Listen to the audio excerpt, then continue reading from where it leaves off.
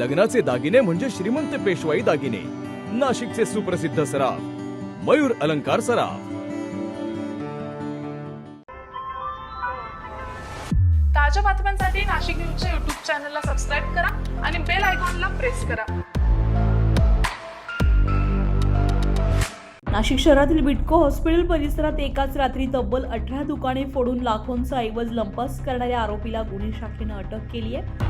नाशिकच्या बिटको हॉस्पिटल परिसरामध्ये 14 जुलै 2026 रोजी मोठ्या प्रमाणावर दुकान फोडीची घटना घडलेली होती आणि या घटनेत 9 मिठाई दुकाने, 2 मेडिकल दुकाने, 7 एजन्सी दुकाने, 9 किऑस्क आणि एक चहाचं दुकान फोडण्यात आलेलं होतं. या चोरीमध्ये सुमारे 9,12,000 रुपयांचा ऐवज लंपास करण्यात आलेला होता. घटनेनंतर गुन्हे शाखेच्या नाशिक रोड युनिटनं तांत्रिक विश्लेषण, सीसीटीव्ही फुटेज आणि गोपनीय माहितीच्या आधारे तपास सुरू केला.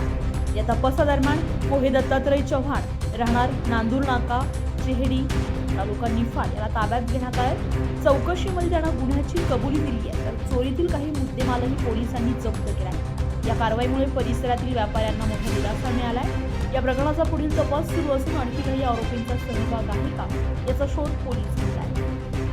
अतुल पवार, नाशिक न्यूज, नाशिक. ताज्या बातम्यांसाठी नाशिक न्यूजच्या YouTube चॅनलला सबस्क्राईब करा आणि बेल आयकॉनला प्रेस करा.